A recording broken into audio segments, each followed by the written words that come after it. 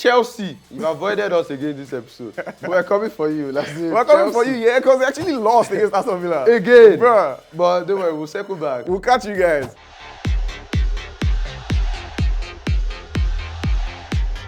It feels good to be back to winning ways, especially as a Manchester United fan. I've been in the doldrums for quite a while. First win in 4. It has been sad, but we're back. Abysmal. We're back. What do you think? Congrats on the win.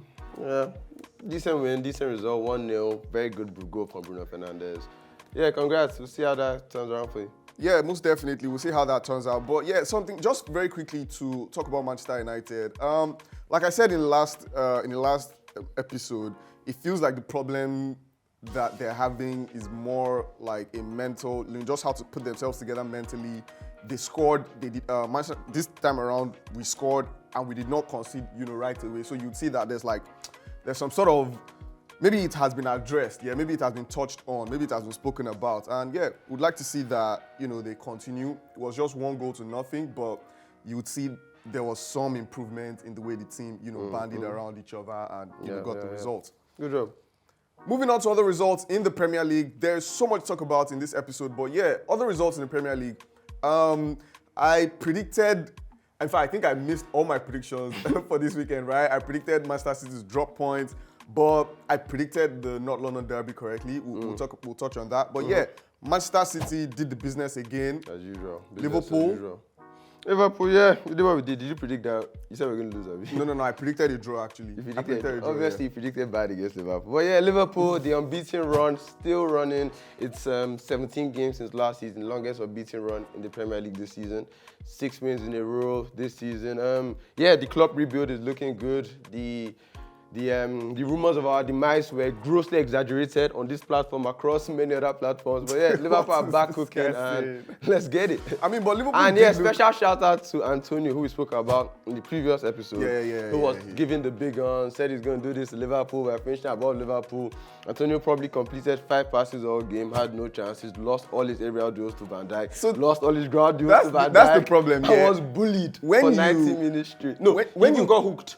He wasn't even playing that team. They hooked him. It was too bad. So when you actually come out and say stuff like that, it just puts a target on your back, like an unnecessary target. Yeah, I'm fine with that. No, I'm just saying, I'm saying for him, Antonio. Yeah, okay. When you come out and say things like that, yeah, you just put an unnecessary target on you, and then the players are like, oh, you bar. And Antonio, like, you're not really that guy. Like, as in, you're a good Premier League striker. You scored a bunch of good, but like.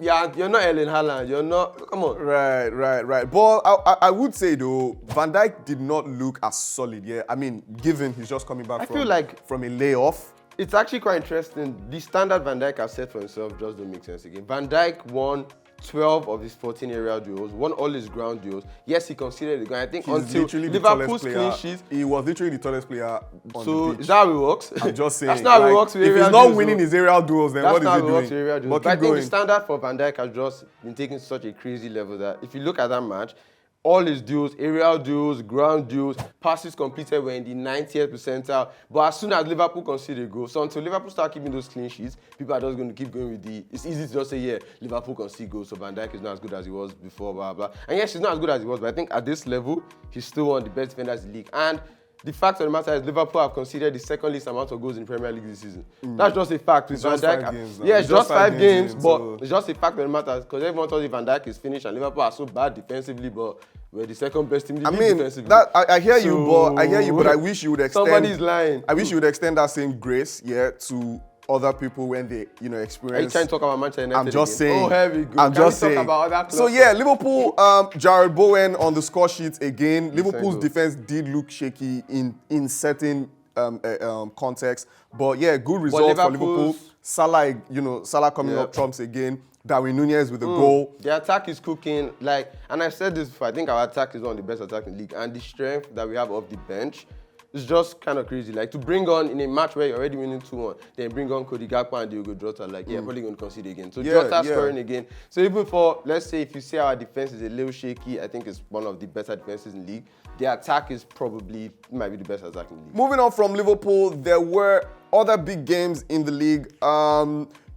The North London derby, I feel, was the biggest fixture this weekend, For sure. And it did not disappoint. It never does. It It's did like, not disappoint. Arsenal don't seem to disappoint in these big games because they don't just destroy big teams. Yeah. Like they'll make a game of it. So that's why Yeah. United was a game of it right on to the end, and it happened again. It was a great game to watch. Yeah, massive game. And I think massive props to Ange Postecoglou, Tottenham's manager. He's doing something that many managers are struggling to handle. Yeah, he's creating press-resistant midfielders.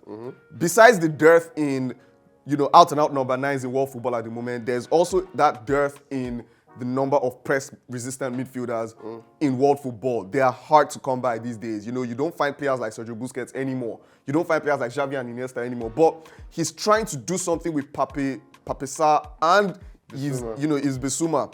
And those guys in that midfield, those out balls to them in the middle of the park where you feel like that's a dangerous pass to make, but those guys collect the ball, they find a turn and then they release the ball, and I think that's good for Tottenham. And I remember saying it during preseason that they will be good this season because I watched a couple of their games. I don't even know why it happened. For some reason, I just saw myself finding Tottenham games during preseason and seeing the way they were playing. They were impressive and they're going strong. They still haven't lost yet. 5 games, 4 wins, 1 draw. It's looking good for Tottenham. Yeah, still on Tottenham's midfield, like you mentioned, the press resistance of those two midfielders, but they're also brilliant at winning the ball back. And what we expect from two West African DMs. They had Maddison in a headlock for 90 minutes. And then still on that midfield, I want to give special shout out to James Maddison, who got 2 assists in that game and was the best player on the pitch. He's taking Harry Kane's number 10 shirts, and Tottenham are just cooking like before. He has that same partnership with Son, assisted both Son's goals. And yeah, it was a great game. Shout out Saka as well. He had a good match as well. Yeah. Massive shout out to Bukayo Saka. But another player that I want to point out is Destiny Udogie. He picked up a yellow card early in the game and it looked like he was going to be on skate. I feel like Arsenal, be in trouble. Arteta, we need to ask him, like tactically, I think he got a few things wrong. Because from that moment, I thought create the isolation for Saka against this guy for the whole game and he will kill him. But that didn't happen. And that might be props to Postecoglou for setting up against that, getting the double team there in time. But either way, yes, Saka didn't. He had a good game. He scored his goal, scored the penalty, but you thought he would really destroy. Yeah. And I think that's actually massive props to Udogie, right? Because even he didn't shy away from tackles even after the yellow card. Yeah, he was still making those tackles. He was just timing them right and timing them excellently. Yeah, that's a player to look at. So definitely. He's one that already is looking good in FPL. Yeah, he's bagged quite a few points. He's looked good at the start of the season, and yeah, definitely one to look out for. It's just unfortunate that he's another Nigerian that would not want to play for Nigeria. Never know, man. They tend to change their mind when they start looking funny for them on that side. On that stage, yeah. Yeah, definitely. It was interesting, yeah. Let us know what you forecasted. Let us know what you thought. Let us know what you ended up getting. Let's know if that game caught your ticket. It will be interesting to know how that panned out for you. And just quickly wrap things up, in the Premier League, there was a massive fixture yesterday evening. 8-0, Newcastle dropped Sheffield United. It's looking bad for Paul Heckingbottom and Sheffield United. And it's interesting, all 3 teams that have come into the Premier League this season have only 1 point so far in 5 games. It's looking bad. Yeah, like I said, looking bad. That's what I was going to say. You said it. Yeah, you can end it there. Looking bad for Paul Heckingbottom. You can just end it there. Okay, it's looking bad but then Newcastle you can touch on Newcastle having had a poor start, and then this will do well for their confidence. And yeah, this is a very big result for Newcastle. You should do great for their confidence. They had 8 different goal scorers. That's the first time this happened in the Premier League era, so that's almost 30 years. Great result for them. We'll see where they push on from here. Yeah, definitely. We'll see whether they push on. Having played, poorly over the over the start of the season, tough games, and then that Milan game wasn't especially great. It would do well for their confidence. Moving on from the Premier League, big things are going in other leagues across the world, especially across Europe. I think the biggest one that sort of blew my mind this morning when I heard of it is Ajax, right? There was fan violence, and their fans destroyed segments of their stadium. The director of football was sacked. They broke back in, smashed the, match abandoned. It was just chaos. It was flares inside buildings. It was a madhouse. And yeah, we don't want to see that. We don't encourage that. But I feel like sometimes these football clubs and the ownership, they need a punch in the face. They need a serious message that I mean, you're playing with people's emotions and feelings here. And yeah, I guess a 3-0 defeat in a match like that, tip the Ajax fans over the edge. Yeah, And definitely. as you mentioned to me earlier, there's been some movement already. Things are happening. People are getting fired already. Yeah, so Sven Mislintat, who was former head of transfers at Arsenal and is currently, or up until yesterday, day before yesterday, was director of football at Ajax, has been sacked. Yeah, I heard last weekend he went in the dressing room and started threatening the coach. He said he was going to sack the coach, that the coach wasn't going to do. But I mean, like, bro, you don't here we do are all now. of that. So he created a toxic environment. His transfer dealings have not been exceptional. He let go of all those players at Ajax, and you know, it hasn't been looking great for them. They drew 3-3 in a game that they didn't expect, that they normally didn't expect to draw. It hasn't looked great for them, and the fans seem to have had enough. And yeah, changes are happening there, and let's see how that pans out for Ajax. But of course, this page and this team does not support violence anywhere in the world. No, for a fact, we just have to say that, yeah, it's uncalled for, that level of violence, yeah, destroying the stadium, attacking people, you know, and stuff. Moving on from that, there was also a big result in Bundesliga. Bayern Munich versus VfL Bochum. Is it Bochum or Bochum? No comment. Both of them. Yeah, Harry Kane proving his mettle in Bundesliga, bossing up the game. It's not really a surprise to us. Harry 3 Kane, goals and 2 assists. Harry Kane, I think, is the best striker in the world. Haaland can score as many goals as he likes in that Manchester City super team. I think Harry Kane is the best striker in the world. And he's proven it. He's gone to a different league and he just walks into that league and done what you expect. What he does in England, he's getting his assists like he looks the exact same. He didn't take any time. He's scoring the type of goals he scores. He's scoring penalties. He's playing the ball to Sané from inside his own half, and Sané is scoring and keeps scoring. Sané is back fully. Bayern look threatening. Yeah. And that's massive props to Harry Kane. And that sort of brings me back to that conversation. I saw some people give this Sky Sports reporter stick for, you know, comparing Kane and, you know, and Højlund and saying that if Manchester United actually got Harry Kane right now, they probably would be better off than having Højlund in the squad. I believe so. And some might say maybe short-sighted thinking, but if Harry Kane can give you 2 years, 2 years are so important now. If it's 2 years of consecutively making Champions League, maybe he can sign better players then. I think everyone that should have splashed the bank on Harry Kane. I think Real Madrid should have done it. I think Manchester United should have done it. The only team that couldn't have had resources, Man City, is because they have Haaland. But if you don't have Erling Haaland and you missed out on Harry Kane, you snooze. Yeah, definitely looks like that. Moving on from that, and you know, we've given Harry Kane a lot of props. Let's give Atletico Madrid as well massive props. Yeah, Real Madrid, who hadn't lost any game in the league up until yesterday, lost the Madrid derby to Atletico Madrid. And Atletico Madrid, I mean, they were at home, so maybe that came into play for them. But yeah, Real Madrid have had a hard time scoring goals.